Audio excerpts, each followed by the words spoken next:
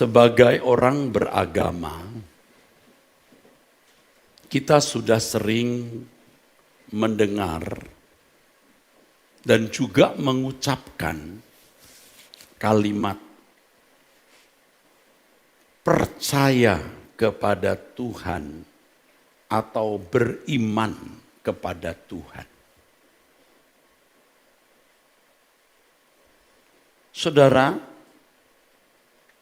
apa dan bagaimana sebenarnya percaya atau beriman kepada Tuhan itu?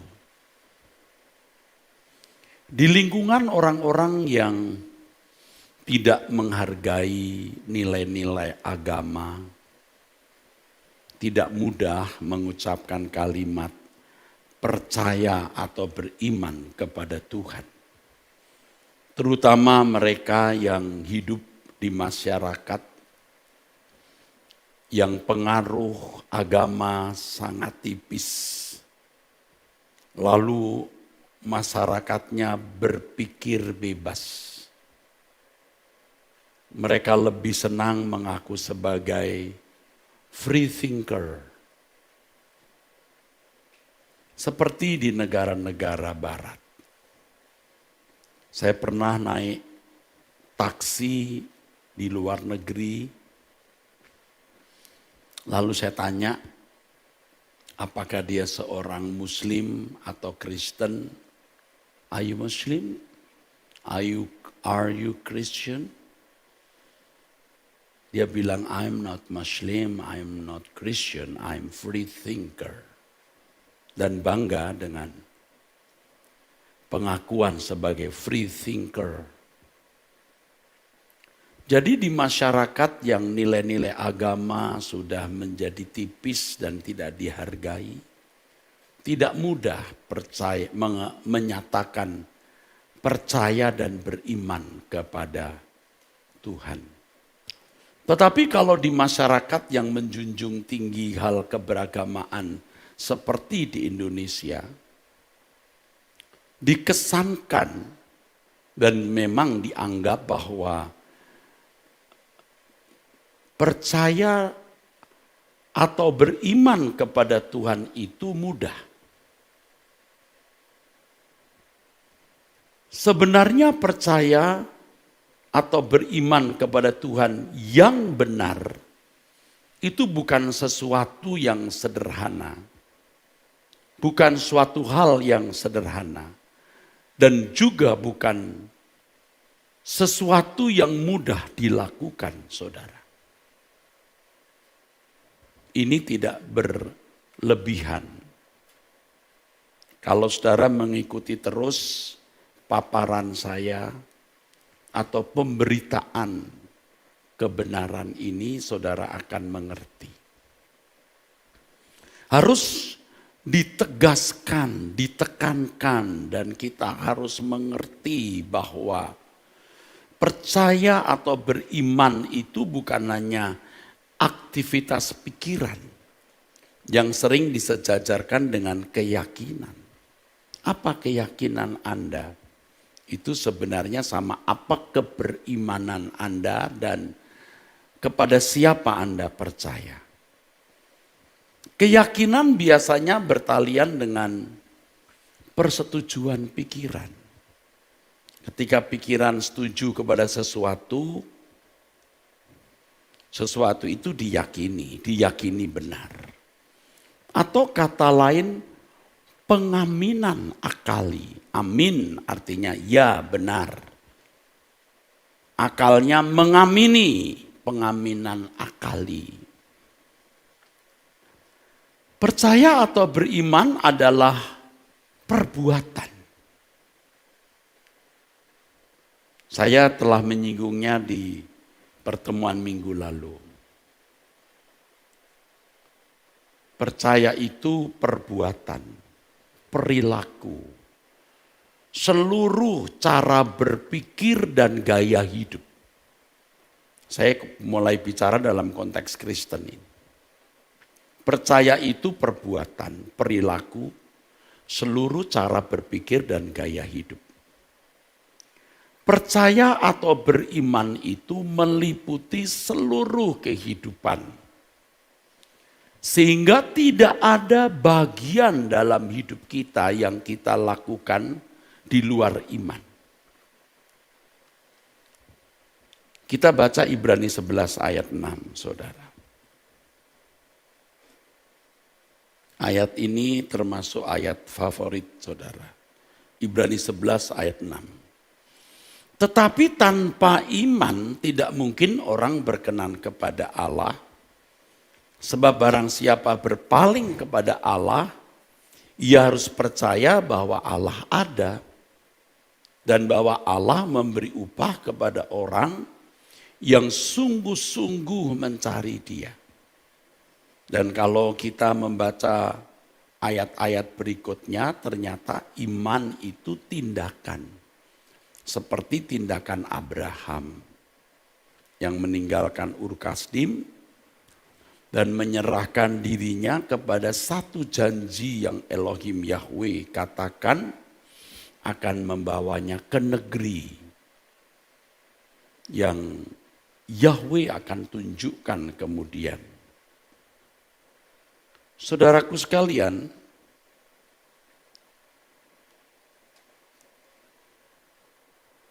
di dalam Roma pasal 14 ayat 23, ini ayat mesti saudara garis bawahi. Tetapi barang siapa yang bimbang, kalau ia makan ia telah dihukum, karena ia tidak melakukannya berdasarkan iman. Dan segala sesuatu yang tidak berdasarkan iman adalah dosa. Kalimat ini jarang diangkat ke permukaan. Kurang diperdengarkan dengan tegas. Dan segala sesuatu yang tidak berdasarkan iman adalah dosa. Ini terkait dengan 1 Korintus 10 ayat 31. Baik kamu makan atau minum atau melakukan sesuatu yang lain, lakukanlah semua itu untuk kemuliaan Allah. Jadi tindakan iman itu tindakan untuk kemuliaan Allah. Saya bicara dalam konteks Kristen untuk umat perjanjian baru. Apapun yang kita lakukan, baik yang kita pikirkan, ucapkan, dan yang kita perbuat, jika bukan untuk kemuliaan Allah, dosa. Berarti bukan tindakan iman. Saya tidak rundingan dengan pemain musik atau tim musik yang mempersiapkan lagu yang terkait dengan khotbah ini. Dengan perbuatan dalam ucapan.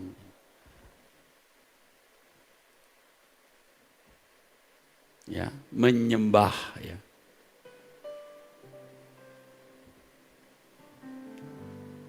Menyembah kepada Bapa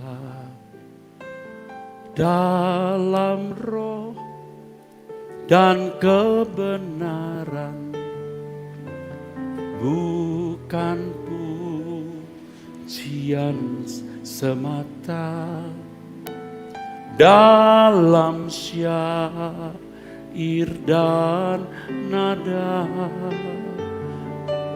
menyembah dengan segalanya, tubuh dan segenap jiwa, sepanjang waktu hidupku, di mana pun ku berada,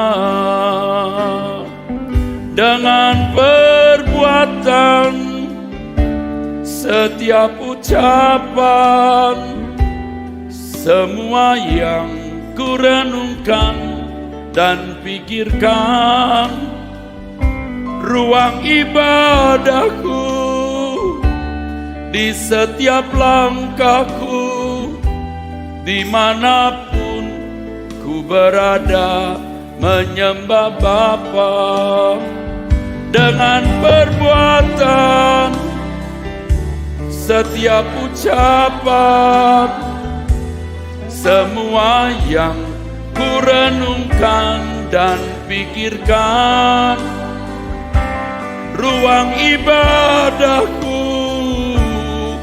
di setiap langkahku, dimanapun ku berada, menyembah Bapa. Kalau kita sudah ke gereja menyanyikan lagu-lagu penyembahan, kita dulu merasa sudah menyembah Tuhan. Tetapi seiring berjalannya waktu, ketika Tuhan mencerahi pikiran kita lebih memahami kebenaran, baru kita sadar betapa miskinnya iman kita. Betapa rendahnya kualitas iman kita. Dan ada perasaan malu juga, saudaraku. Tetapi kita bersyukur karena Tuhan masih memberi kesempatan kita menyadari kesalahan kita dan kita bertobat. Perhatikan setiap kata kalimat yang saya ucapkan ini, yang sudah kita doakan sebagai nasihat Tuhan. Perhatikan, jangan terhapus dari ingatan saudara. Goreskan di dalam hati saudara. Untuk memahami pengertian percaya atau beriman kepada Tuhan, kita harus mengerti beberapa aspek atau bisa dikatakan dimensi dalam percaya atau beriman kepada Tuhan itu. Pertama, saudara, percaya itu terkait dengan pengakuan terhadap keberadaan Allah atau terkait dengan eksistensi Tuhan. Percaya Allah itu ada. Itu dulu. Ini aspek pertama, dimensi pertama. Yang saya akan jelaskan lebih banyak pada kesempatan ini. Yang kedua, percaya terkait dengan pengenalan dan penerimaan terhadap pribadinya. Seseorang bisa percaya Allah itu ada. Tetapi apakah seseorang mengenal pribadinya dan menerima keberadaan pribadinya itu? Mengenal siapa dan bagaimana Allah, yaitu hakikat, sifat, dan karakter-karakternya. Lalu bagaimana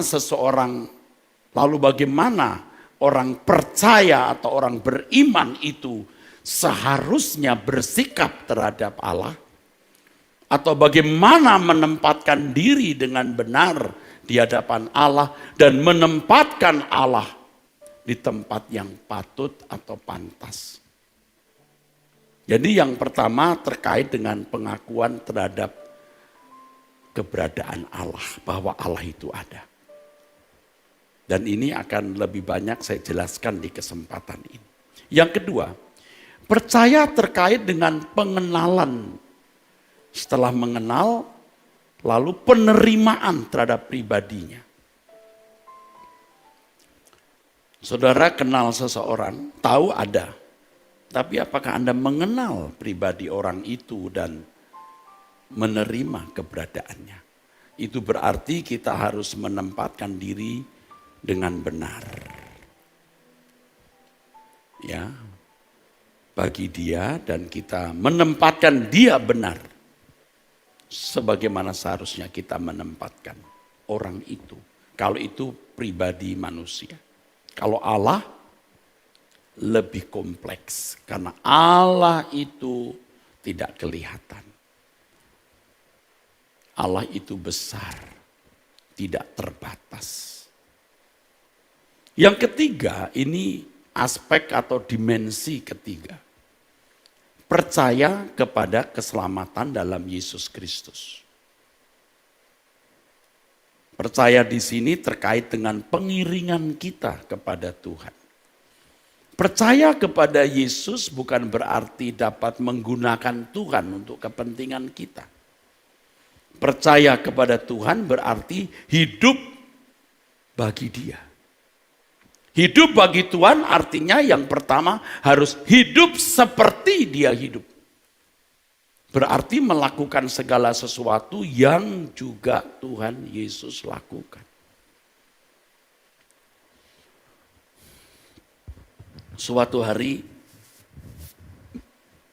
minggu-minggu ini ketika saya berdoa, kuat sekali saudara, pencerahan di pikiran saya. Bagaimana kehidupan Yesus itu benar-benar kita peragakan. Dan kita tidak boleh putus asa kalau kita gagal atau jatuh bangun. Karena memang ini kehendak dan rencana Allah. Kita harus berambisi kuat. Eager. Kita harus berambisi kuat. Bagaimana kita menghadirkan kehidupan Yesus dalam hidup kita. Hanya jika kita melakukan itu, barulah benar-benar menyukakan hati Allah. Makanya doa puasa kita selama 40 hari ini dan ini memasuki hari yang ke-28. Temanya adalah perubahan. Kita mau mengalami perubahan sehingga kita benar-benar mengenakan kehidupan Yesus. Tadi dinyanyikan lagu Ajarku Diam. Itu tidak mudah. Tidak mudah. Ibu-ibu bisa tidak diam. Karena ada ibu-ibu yang semakin tua itu makin cerewet. Makanya giginya renggang-renggang. Nyosor terus hembusannya kenceng.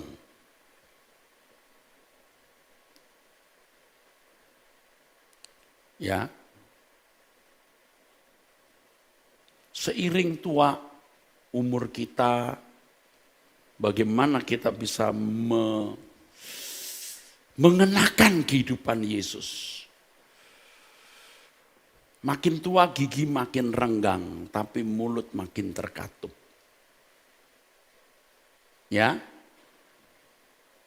menjadi tua itu bukan sesuatu yang menakutkan, saudaraku.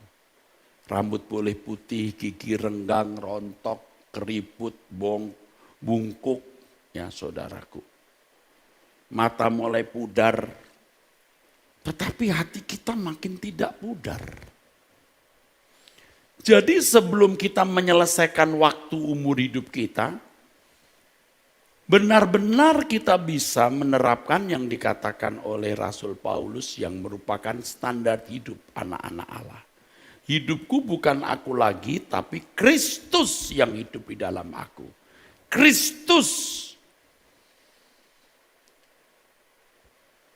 Kita disebut Kristen kan artinya seperti Kristus, saudara. Tetapi sebutan Kristen hari ini sudah menjadi begitu sangat murahan. Ya, sangat murahan.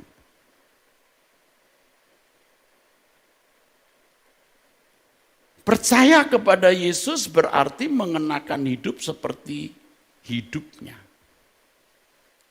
Nah, ini dimensi yang terakhir dan yang harus kita capai. Yang pertama, percaya terkait dengan pengakuan terhadap keberadaan Allah. Yang kedua, percaya terkait dengan keadaan pribadi, sifat, keberadaan, sifat, karakter Allah, hakikatnya yang harus kita pahami, kita terima, supaya kita bisa menempatkan diri kita benar di hadapan Allah. Yang ketiga, ini luar biasa. Percaya yang terkait dengan keselamatan dalam Yesus Kristus. Percaya kepada Yesus sebagai Tuhan dan Juru Selamat. Mungkin yang ini tidak sempat saya jelaskan di kesempatan ini. Nanti sore jam 5 waktu Indonesia Barat saya akan menjelaskan. Kita melihat aspek atau dimensi pertama dulu, saudaraku. Percaya terkait dengan pengakuan terhadap keberadaan Allah. Percaya bahwa Allah itu ada. Sebenarnya mempercayai bahwa Allah itu ada, seperti yang tadi sudah saya singgung, bukan sesuatu yang sederhana dan bukan sesuatu yang mudah dilakukan. Apalagi di dunia kita yang suasana masyarakat nihilistis. Kalau di barat ini kuat sekali ya, nihilistis. Nihilisme. Artinya tidak mempercayai adanya Allah dan tidak merasa memerlukan Allah. Nihil. Di banyak negara, khususnya negara-negara barat, pemikiran nihilisme ini mencengkeram kuat banyak orang. Tidak heran jika kepercayaan kepada Allah begitu tipis dan digantikan berbagai filosofi yang lain seperti humanisme, materialisme, dan lain sebagainya. Belum alkoholistik, panseksualistik. Manusia menjadi rusak, saudara. Banyak orang merasa bahwa mereka sudah percaya keberadaan Allah atau percaya bahwa Allah itu ada. Tapi sebenarnya belum. Kita harus jujur melihat diri kita. Ya, harus jujur. Kalau tidak jujur tidak sembuh. Kalau di Indonesia kesannya tidak nihilistis. Kesannya saja. Kalau di negara-negara tertentu yang masyarakatnya ateis, ya sangat nihilistik, saudaraku. Ateis artinya tidak percaya adanya Tuhan. Tetapi di negara ini, di masyarakat yang agama dihargai, bukan hanya di Indonesia, di beberapa negara lain, orang percaya Allah itu ada. Dan kesannya beriman, percaya kepada Allah itu mudah. Ini kita baru bicara di aspek atau dimensi pertama. Faktanya banyak orang mengaku percaya padahal belum percaya. Secara teori memang percaya, teis teoritis. Tapi dalam praktek hidup itu ateis, ateis praktis. Ironisnya, di negara-negara di mana agama tidak mendapatkan peran, tidak mendapat tempat di masyarakat, orang bisa membangun kemakmuran, saling mengerti satu dengan yang lain, ya, memiliki nilai-nilai kemanusiaan yang baik, kejujuran, seperti yang pernah saya singgung, orang bisa jualan sesuatu, tidak dijaga, nimbang sendiri, uangnya ditaruh di situ, saudara.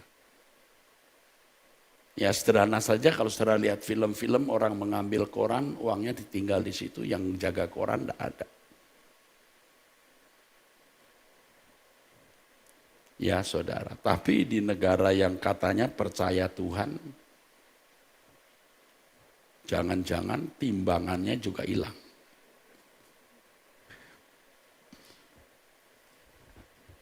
Ironis ya saudara. Ya tentu orang-orang yang sudah pernah keluar negeri, di negara-negara di mana gereja-gereja juga sepi ya, orang-orang tidak beragama dengan baik, kok tentram ya.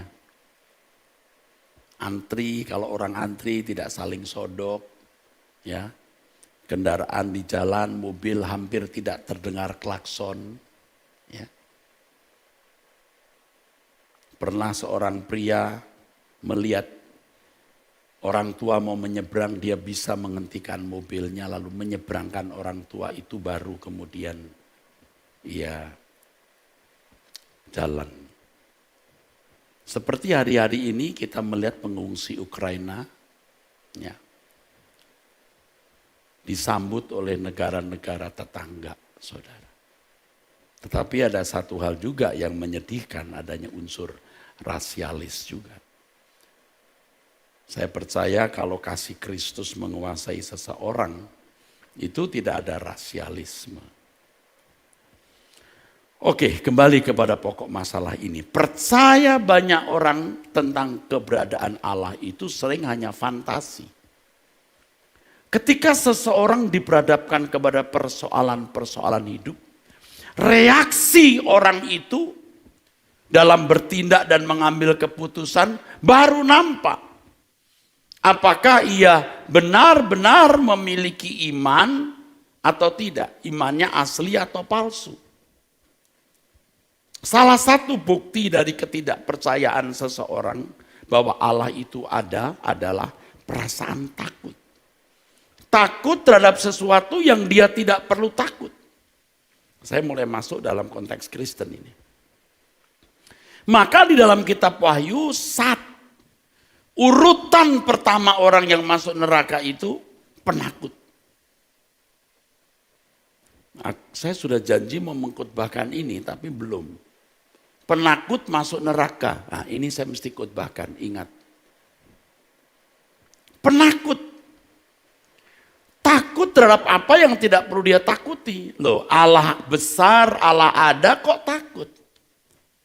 Khawatir, cemas, yang dia tidak perlu takut, tidak perlu khawatir, tidak perlu cemas, dan tidak mampu mengandalkan Tuhan. Ini bukan hal yang mudah, saudara. Tetapi lewat perjalanan waktu kita mulai mengerti bagaimana mengandalkan Tuhan, saudara. Nanti kita akan melihat orang-orang yang mengandalkan Tuhan itu hancur atau tidak. Nah, memang mengandalkan Tuhan itu tidak mudah. Tuhan tidak kelihatan.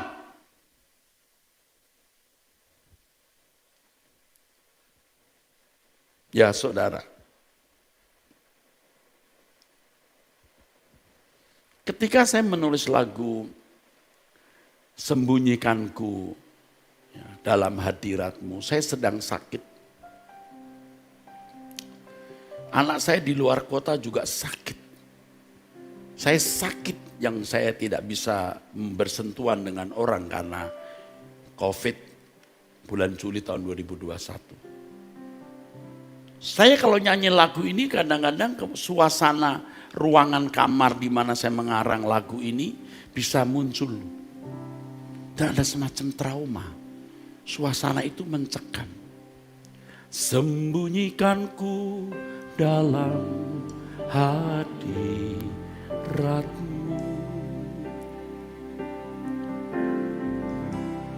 dan ku tetap tinggal di hadiratmu.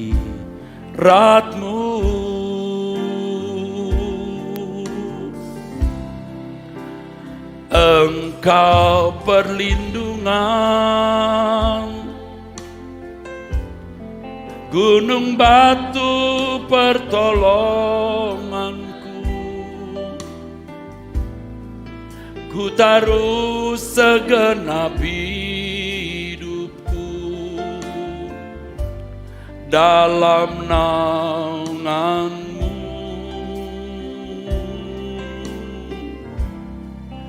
Kau satu-satunya tempat persembunyian hidupku, hanya padamu ku berharap, ya Allahku.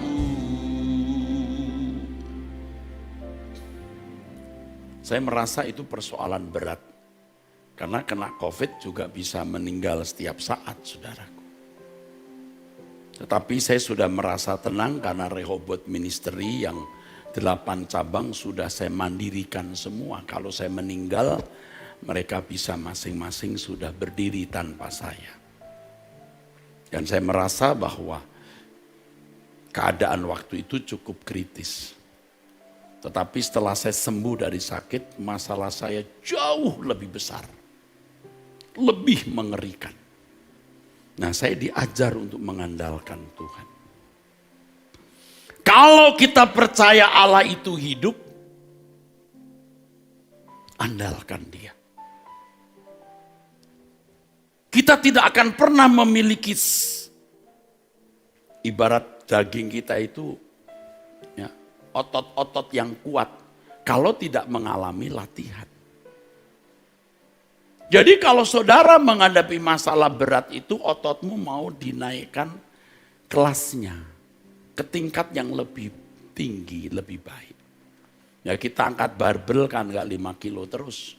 Nanti 10, nanti 15, nanti 20, nanti 25. Bisa 50 kilo.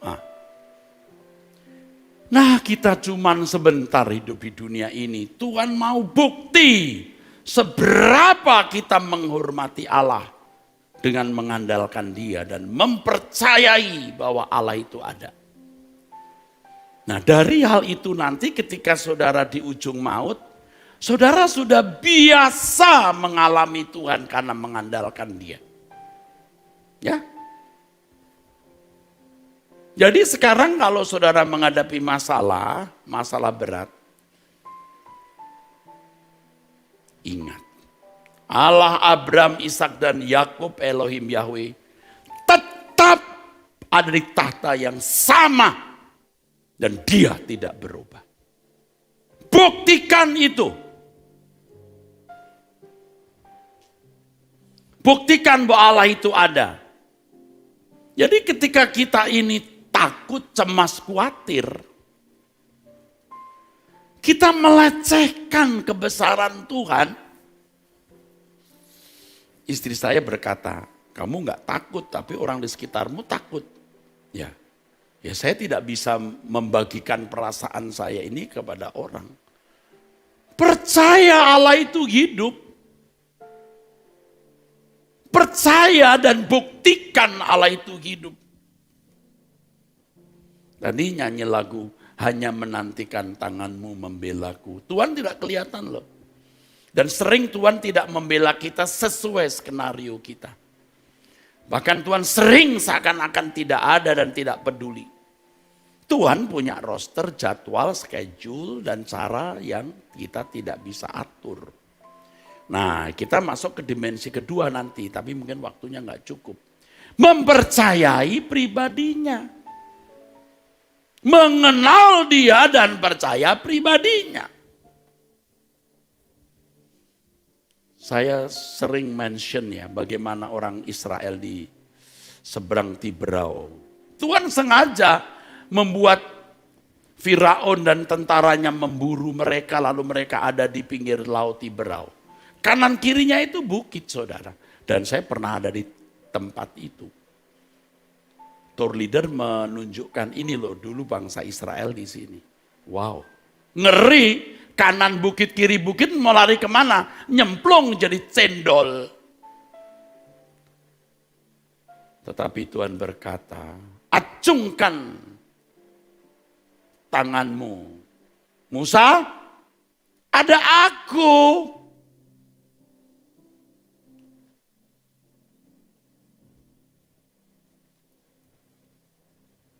Persoalan kita tidak sama dengan persoalan tokoh-tokoh iman perjanjian lama. Tetapi tetap karakter Allah tidak berubah. Dan Allah pasti akan menunjukkan sifat karakter hakikatnya, yaitu tidak pernah meninggalkan kita.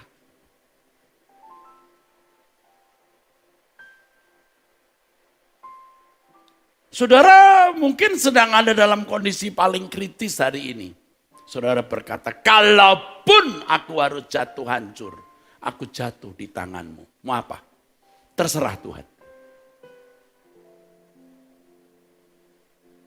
Ya, mau di PHK Pak. Kredit ini belum bisa dibayar Pak. Utang belum bisa bayar, anak mau sekolah. Tentu kita harus usaha. Tapi tidak usah pakai takut kali ya. Kalaupun sampai nanti anak tidak kuliah, ya enggak apa-apa, kursus atau kerja. Keadaan terburuk apapun itu baik. Ini mempercayai pribadi Allah. Ini dimensi kedua atau aspek kedua yang tidak sempat saya jelaskan waktunya, saya kira. Bukti ketidakpercayaan terhadap keberadaan Allah adalah kehidupan yang tidak benar atau tidak suci. Ngomong sembarangan, berpikir sembarangan, bertindak sembarangan.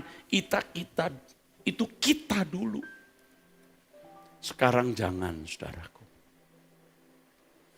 Kita mau berkompetisi yuk. Bisa sekudus-kudusnya, bisa sesuci-sucinya. Supaya kalau kita ada di hadapan Allah, kita tahan berdiri. Tadi lagunya apa itu? Jagaku menjaga hati ya. Ajarku ya. Ajarku. Ini lagunya nyambung dengan khotbah saya nih semua ini. Tidak janjian dengan Pak Yabes ya. Ajarku menjaga hati dari yang tak kau ingini, agar hidupku bersih di matamu. Nah, memang iman itu segala sesuatu yang kita lakukan selalu sesuai dengan kehendak Allah. Itu iman, memuliakan Allah. Sekarang kita mulai merajut hidup kita menit ke menit. Waduh, jadi menarik hidup ini, saudara. Jangan lakukan apa yang tidak patut. Saya mau mengajak makan orang saja, tanya Tuhan, Tuhan engkau berkenan gak aku mengajak makan orang-orang ini? Ya tentu saya tidak perlu harus doa khusus, hati saya berbicara, kalau salah aku minta ampun Tuhan.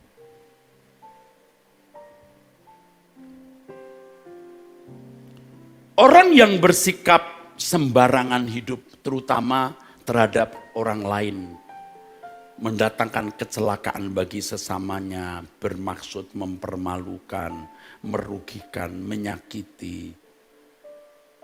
Dia tidak percaya Allah itu ada.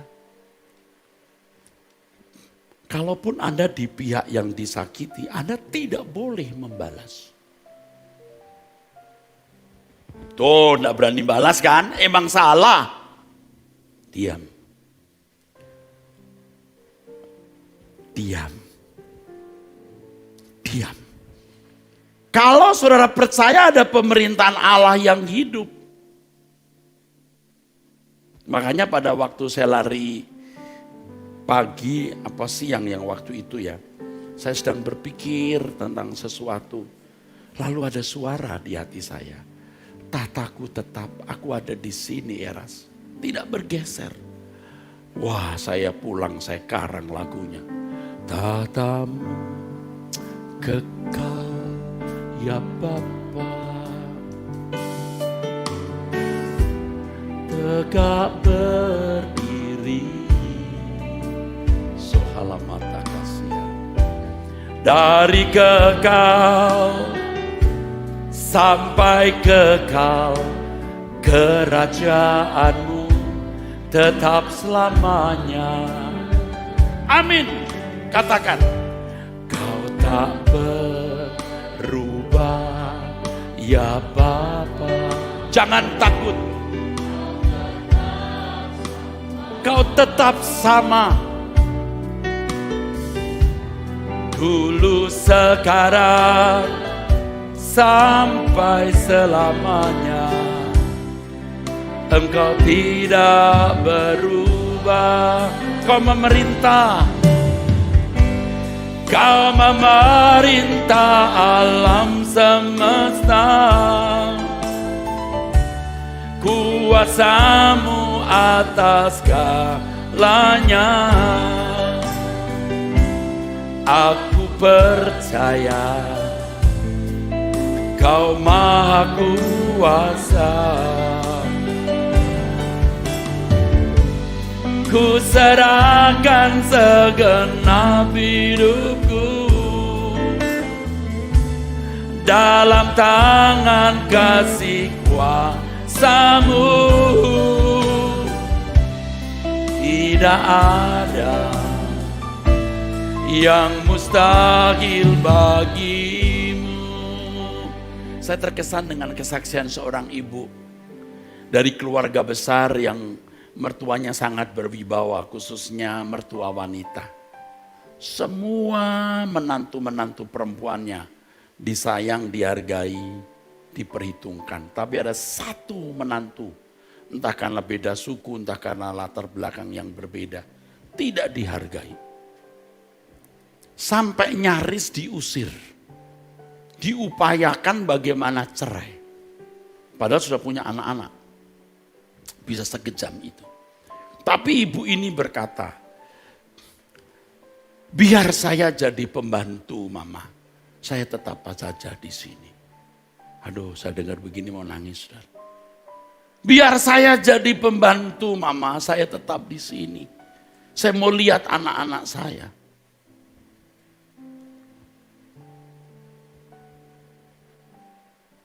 Di hari tuanya, di ujung maut si ibu, si mertua wanita ini berkata, ternyata kamu menantuku yang terbaik.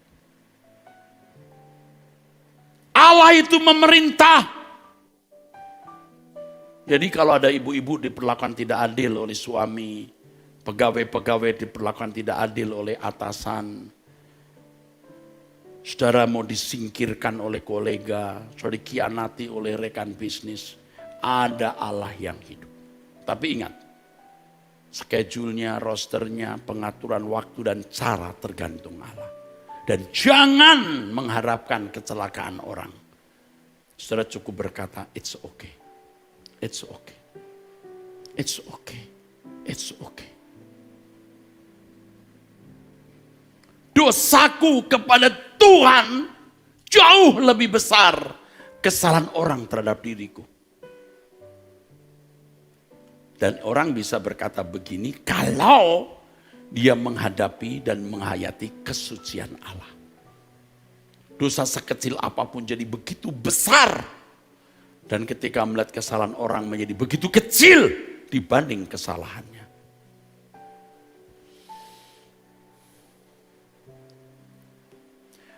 Orang yang tidak percaya, maksud saya orang yang sebenarnya imannya palsu, takut, khawatir, cemas, hidup tidak benar, terutama pasti sewenang-wenang terhadap orang lain, lalu tidak melayani Allah.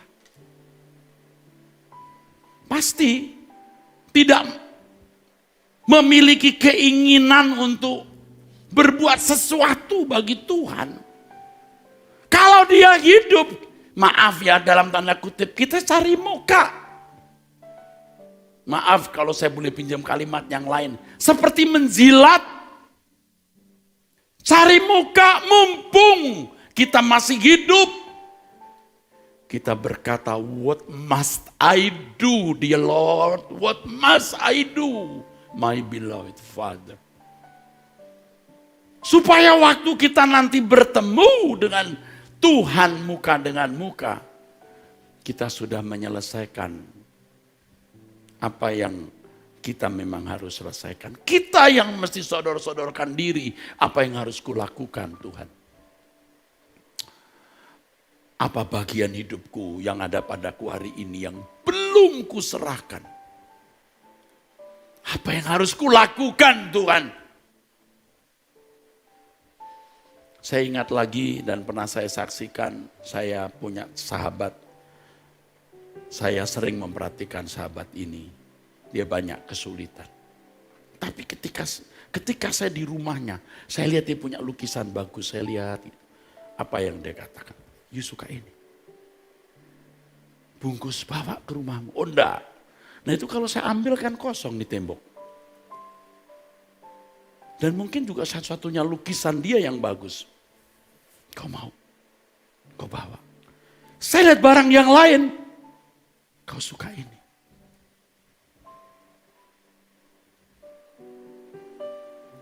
Kita berhutang kepada Tuhan.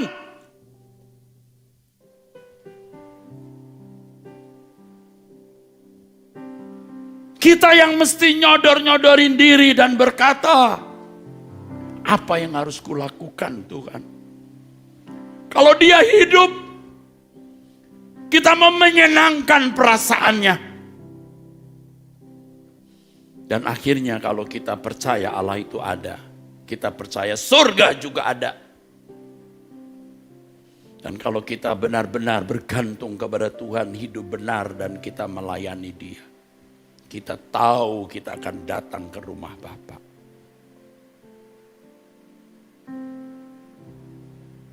Allah hidup. Dia masih hidup dan tetap hidup. Dari kekal sampai kekal, Dia Allah yang hidup. Jangan takut. Tentu harus disertai dengan hati yang mengasihi Allah. Hati yang menghormati Allah. Bukan hanya dengan pujian, tapi dengan perbuatan dan tindakan konkret nyata dalam keseharian kita.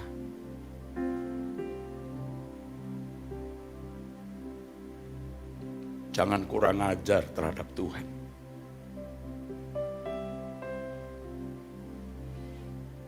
Orang yang tidak percaya keberadaan Allah, orang-orang yang malang, yang tidak memiliki pegangan, naungan, dan perlindungan.